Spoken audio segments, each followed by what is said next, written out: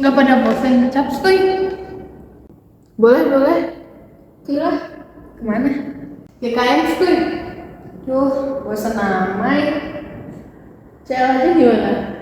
Gak ada tempat lain apa? Tanya di UB Manifest aja nggak sih? Hah, UB Manifest apa tuh?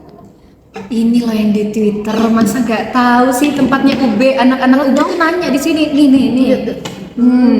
Tuh pada nanya Almed mau tukeran gitu-gitu. Di sini bisa juga nanya tempat makan. Jadi setelah itu nanti kita bisa dapat dong tempat Bisa. nongkrongnya. Tanya situ aja, Ra. Boleh.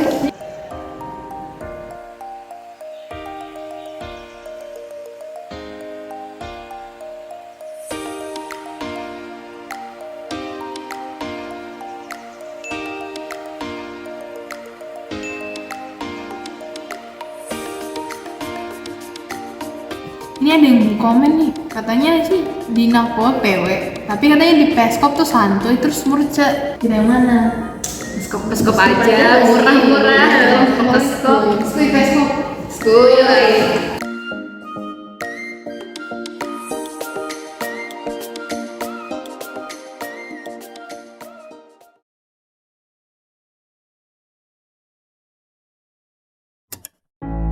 Di era perkembangan teknologi yang pesat, perubahan budaya komunikasi juga menjadi semakin cepat.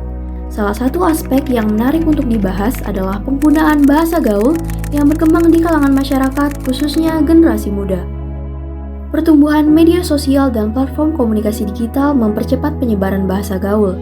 Bahasa gaul dianggap dapat menjadi ekspresi kreatif dan cara untuk membangun hubungan sosial dengan rekan sebaya. Namun, hal ini menimbulkan pertanyaan mengenai dampak penggunaan bahasa gaul terhadap eksistensi bahasa Indonesia sebagai bahasa nasional.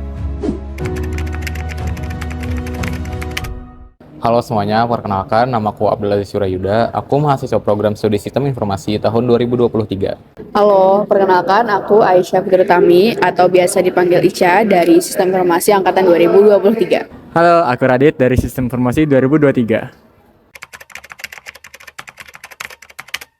Bahasa gaul itu menurutku adalah bahasa yang digunakan oleh orang dalam kehidupannya sehari-hari dalam pembicaraan. Bahasa gaul itu merupakan suatu bahasa informal yang digunakan biasanya oleh anak muda atau kalangan kita di kehidupan sehari-hari. Bahasa gaul itu bahasa yang digunakan di interaksi sehari-hari yang biasanya dilakukan itu antar sesama teman. Ketika aku berbicara dengan yang seumuranku dan juga ketika aku bersosial media. Biasanya aku pakai bahasa gaul ketika mengobrol dengan orang sepantaran aku atau yang lebih muda atau biasanya teman-teman yang akrab gitu. Atau semisal aku gunakan di media sosial yang bukan dalam keadaan formal seperti di kelas perkuliahan.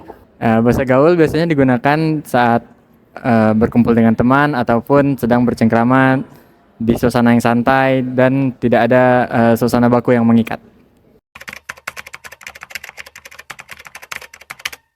Menurutku sih ya, bahasa gaul itu enggak menggeser penggunaan bahasa Indonesia, dikarenakan bahasa Indonesia itu kan bahasa yang dinamis, yaitu bahasa yang bisa membiasakan diri. Jadi gunanya bahasa itu kan untuk sebagai komunikasi dua arah. Jadi selama kedua belah pihak paham, jadi menurutku bahasa gaul itu tidak masalah selama tidak digunakan dalam konteks formal.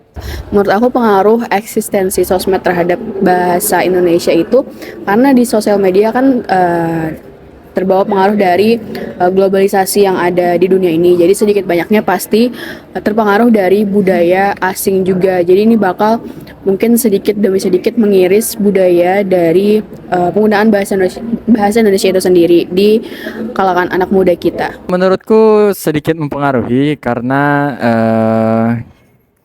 di zaman sekarang ini banyak orang yang sudah terlalu terbiasa menggunakan bahasa gaul dan kemampuan berbahasa Indonesianya menjadi berkurang. Tidak dapat dipungkiri bahwa penggunaan bahasa gaul membawa sejumlah tantangan terhadap eksistensi bahasa Indonesia.